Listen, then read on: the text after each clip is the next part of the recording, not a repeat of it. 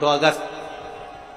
पूरे भारत में ही नहीं पूरे विश्व में देश और विदेश में लोग ऑनलाइन पूजन करते हैं उस दिन शिव। हर महीने की जो शिवरात्रि आती है, मासिक शिवरात्रि जो आती है, शिव महापुराण तो यहां तक कहती है कि आपका कोई काम अटक रहा है, कोई काम नहीं हो रहा, बहुत परेशान हो गए, बहुत थक गए, उस काम के लिए सबके हाथ भी जोड़ लिए, सबके पास होकर आ गए और वो काम बढ़ ही नहीं रहा, तो निवेदन करते हैं मौका मिले एक बेलपत्र जिसकी डंडी का मुख जहां से पानी बहता है जलाधारी की हो, समझ में आ रहा है ना, जहां जलाधारी हो और जलाधारी में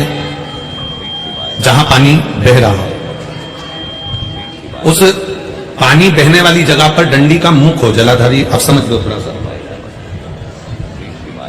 जैसे ये गोल जलाधारी है, ये शिवलिंग है, यहां अशोक सुंदरी है और यहां से पानी बह रहा है। ये डंडी का जो मुख होता है, उस डंडी के मुख को अशोक सुंदरी वाली जगह पर नहीं, बिल्कुल जहां से पानी नीचे बहता है बस वहीं इस डंडी का मुख हो, पत्ती का मुख महादेव की हो। और एक बेलपत्री जिसकी डंडी आप जब शिव जी को समर्पित करें तो बीच वाली पत्ती का मुख आपकी ओर हो और डंडी का मुख पीछे की ओर, डंडी का मुख पीछे की ओर, पत्ती का मुख आपकी ओर। महाराज शिव महापुराण की कथा कहती है किसी भी 12 महीने में शिवरात्रि आती है, 12 महीने शिवरात्रि आती है, किसी भी एक शिवरात्रि पर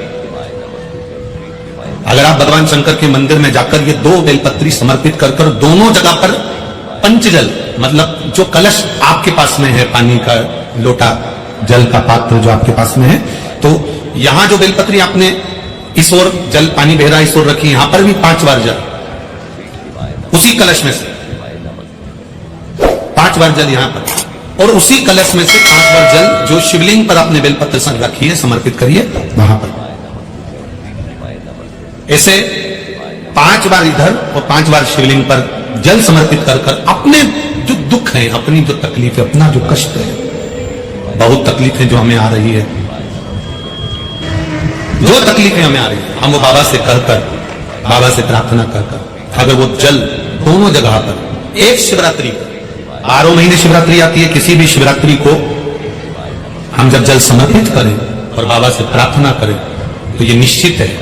एक शिवरात्रि पर करते हैं, अगली शिवरात्रि जब आती है तो बाबा आपके दुख को, आपके कष्ट को मिटा ही देता है, ये निश्चित। एक बेलपत्र शिवलिंग के ऊपर और एक बेलपत्र बाबा के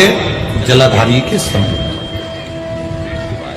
अशोक सुंदर वाली जगह पे नहीं, अशोक सुंदर वाली जगह तो बीच में रहेगा पर थोड़ा आखिरी कोना। मान लो आपका अगर विश्वास दृढ़ी है, भरोसा पक्का है, जैसे अभी आपको कथा में कहा कि मन आपने अगर शिव को दे दिया है, दिल भगवान शंकर को दे दिया है और विश्वास अगर पक्का हो गया है और आपने वो जल समर्पित किया है, तो ये निश्चित है अगली जो शिवरात्रि आएगी उस तक बाबा आपके दुख को, कष्ट को काट ही दे। पर विश्वास के साथ फिर निवेदन करेंगे, जल भी चढ़ाओ तो विश्वास के साथ, तपन नहीं होगी। एक बेलपत्री जलाधारी जहां पानी बह रहा है वहां, एक बेलपत्री शिवलिंग के ऊपर, शिवलिंग के ऊपर भी बेलपत्री की पत्ती का मुख अपनी ओर और डंडी का मुख पीछे की ओर। किसी भी शिवरात्रि पर आप बाबा के आराधना में एक बेलपत्र समर्पित कर दे, और जरूरी नहीं कि बेलपत्र आपके पास में नहीं है तो आप बाबा की बेलपत्र धोकर बाबा को समर्पित करें। चंदन हाथ में लेकर केवल इस भाग को पकड़कर भी अगर आप देवाधिदेव महादेव को बेलपत्र समर्पित कर, 3 तिथियों का स्मरण करिए जरा, ठीक है। पहला शिवरात्रि हर महीने आती है, प्रत्येक महीने शिवरात्रि आती है। दूसरा प्रदोष, ये हर महीने आता है। जब आपके हृदय में कभी कोई बात आ जाए कि बाबा आज मेरा मन ये कह रहा है और आपको सुनना है बाबा, आपको स्वीकारना है बाबा, आपको मेरे मन की बात जानना है बाबा, बस हाथ में चंदन लगाया,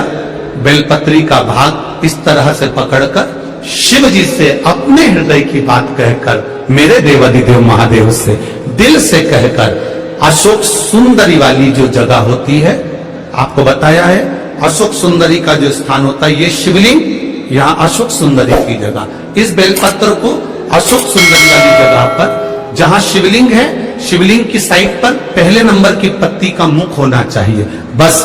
उसको रख दीजिए और उस पर थोड़ी देर हाथ रखकर अपने हृदय की बात मेरे महादेव को दिल से कहकर आ जाइए। अगला प्रदोष या अगली शिवरात्रि जब आती है, मेरा महादेव आपकी मनोकामना का भाव पूर्ण करता है। ये शिव तत्व है, इसको औघड़ी कहते हैं, औघड़ी, वो हृदय चित्त को धारण करने वाला। श्री शिवाय नमस्तुभ्यम। गुरु जी के उपाय और जानने के लिए हमारे चैनल को सब्सक्राइब जरूर करें। धन्यवाद।